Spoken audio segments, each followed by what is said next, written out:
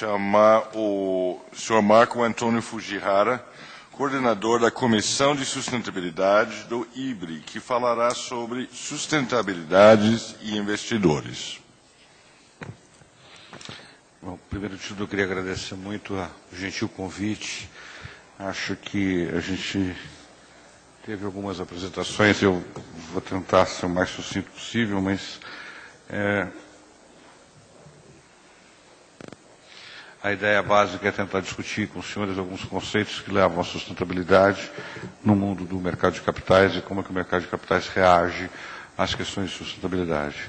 Para a gente relembrar um pouco alguns conceitos que já foram ditos, mas eu acho que é importante a gente relembrar, sustentabilidade está ligada necessariamente a um triple bottom line, e esse triple bottom line está ligado diretamente a duas perspectivas hoje. Na minha percepção, você tem de um lado investidores e de um lado consumidores. Os dois drivers que movem necessariamente qualquer ação de sustentabilidade, isso foi comprovado aqui por inúmeras apresentações, passam necessariamente pela questão do consumidor final ou pela questão do investidor. Então, se a gente conseguir sensibilizar o investidor ou o consumidor, ou a ambos, a gente consegue, de fato, implementar conceitos de sustentabilidade que possam perdurar. Nessa ideia, nessa perspectiva, a sustentabilidade perde, então, o sentido de ser um driver exatamente de comunicação, ele passa a ser um driver de investimento. E é nessa perspectiva de drivers de investimentos que eu vou tentar expor alguns conceitos que parecem adequados. Bom, primeiro de tudo, esses conceitos básicos. Então, a principal questão é que sustentabilidade não é meio ambiente. Sustentabilidade não tem nada a ver com o meio ambiente. Sustentabilidade e meio ambiente é uma parte de sustentabilidade. E essa é uma questão absolutamente fundamental. Na verdade, sustentabilidade não é acessório, ela é fundamental. Fundamental para determinar uma estratégia de investimentos, para determinar uma estratégia financeira, simplesmente não é uma política de procedimentos e processos. Muitas empresas confundem sustentabilidade com uma política de procedimentos e processos. Não, é mais que isso. É muito mais que isso. Na verdade, eu entendo que sustentabilidade é um fator estratégico de criação de valor. Entendendo que sustentabilidade é um fator estratégico de criação de valor a longo prazo, como é que esse fator estratégico de criação de valor a longo prazo se dá ao longo do tempo? Na verdade, a legitimidade de uma empresa vai muito, mas muito além da sua licença para operar.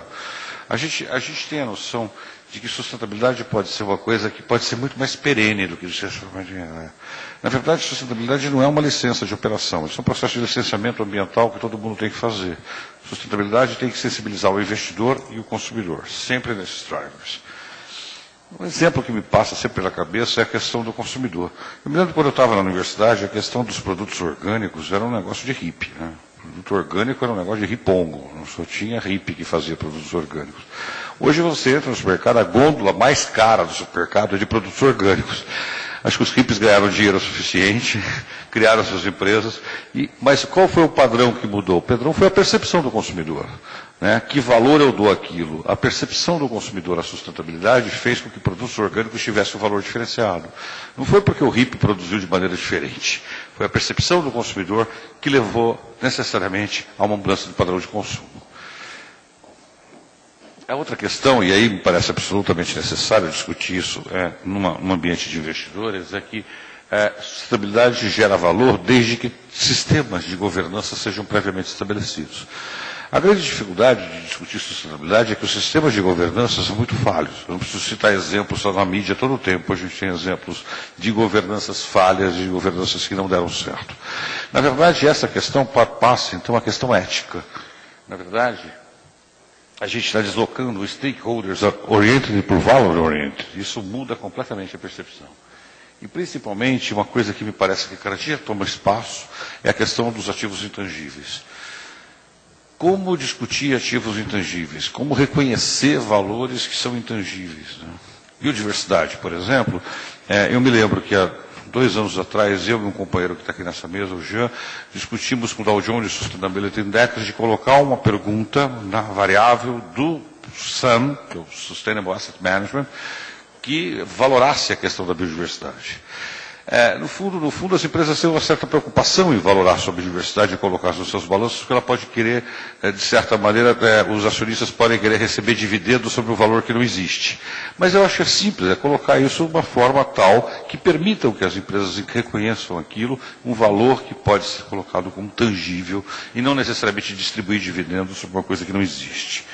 Nesse sentido, a questão da sustentabilidade passa por governança, passa por cultura e ética, e passa por gestão de riscos, indicadores e, principalmente, passa pela percepção de valor. Todas as empresas que eu conheço, a maioria delas, começam a acreditar que a questão de sustentabilidade é importante nos seus negócios, porque, necessariamente, elas vão ter um driver de valor. Absolutamente nada contra, legítimo que assim seja. O problema é que, muitas vezes, esses drivers de valor são confundidos com drivers de comunicação. E quando esses drivers de comunicação são confundidos com drivers de valor, a gente tem uma coisa que a gente chama de greenwashing. Essa coisa me parece muito inadequada, e cada dia que passa, esse greenwashing é mais perceptível para o consumidor final. E para o investidor, mais ainda. Não é? Então, como que resolver essa questão? Me parece razoavelmente simples, que fazer o certo é o certo. Não é? Ter processos de transparência, ter processos de governança e, principalmente, ter processos tais que assegurem o comprometimento dos diversos stakeholders. A grande discussão, e uma vez eu estava conversando com um sujeito de uma grande empresa, e uma grande empresa multinacional, e ele dizia assim, nós temos um sistema de stakeholders fantástico, a gente tem o 0800 13 14 25 que resolve todos os nossos problemas. Eu, pô, não. O 0800 não é um sistema de consulta de stakeholders, o 0800 é um sistema de consulta de outras coisas mesmo, menos de stakeholders. Como é que estabelece, então, esses formatos tais que permitam dar legitimidade de operação a essas organizações? Estabelece esses formatos de longo prazo. Investidores querem negócios a longo prazo e com o menor risco possível. Sustentabilidade pode ser esse driver? Pode. Deve ser esse driver.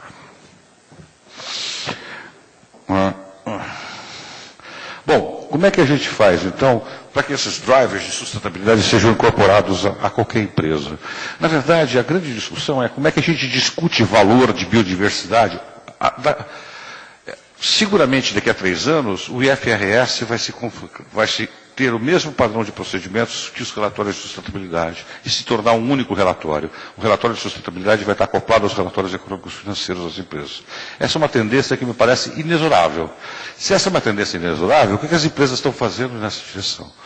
E aí é juntar a visão da macro tendência, que eu achei maravilhosa o que ele falou das Siemens, com a visão do dia a dia. É juntar a visão do dia a dia nos números contábeis com os números do relatório de responsabilidade social. Isso num único documento. Essa tendência é inexorável. Que bom que vai ser assim, não é? Que bom que a gente vai ter um único documento que pode medir desempenhos econômicos e desempenhos sociais a cada momento. Valoração de biodiversidade é absurdamente complicado de fazer, mas é absurdamente necessário que as empresas façam valoração de biodiversidade. Eu estou conversando com uma empresa que a gente está tentando montar uma metodologia sobre isso. É sofisticado do ponto de vista conceitual, mas é extremamente salutar que a gente consiga valorar isso e colocar, ainda que seja uma nota de rodapé no balanço.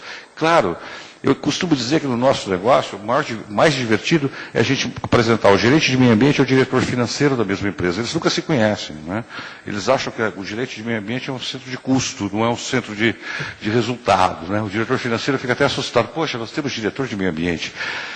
Se a gente conseguisse colocar uma nota de rodapé em qualquer empresa do valor daquela biodiversidade que ela agrega, eu tenho certeza que o mundo perceberia aquela empresa de maneira diferente. E essa é a questão, é valorar quem está disposto a pagar por isso.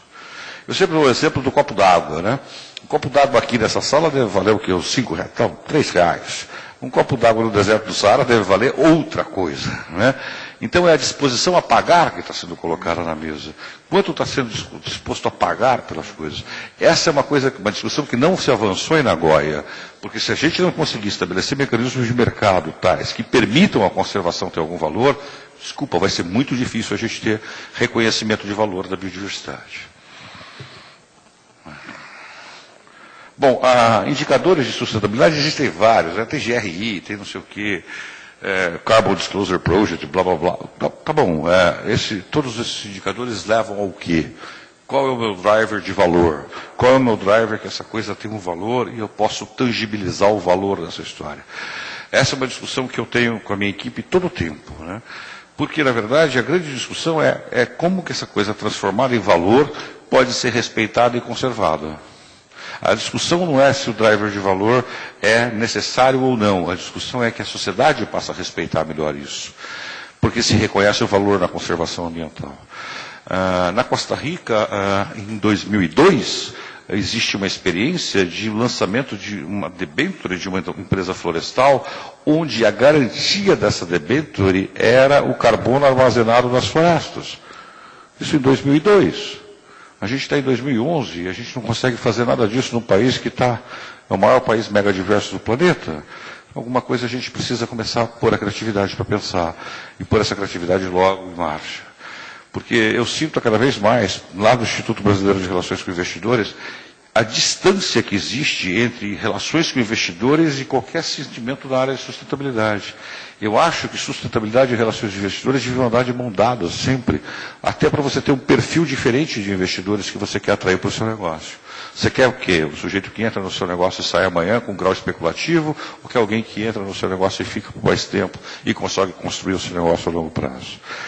Eu acho que eu estou fazendo mais perguntas que dando respostas, mas eu acho que a gente precisa refletir um pouco mais. Eu acho que as empresas brasileiras estão crescendo nisso, mas a gente pode crescer mais depressa nisso, se a gente reconhecer que o Brasil é o país mais megadiverso do planeta e reconhecer que existe um valor nessas coisas, me parece fundamental. Muito obrigado.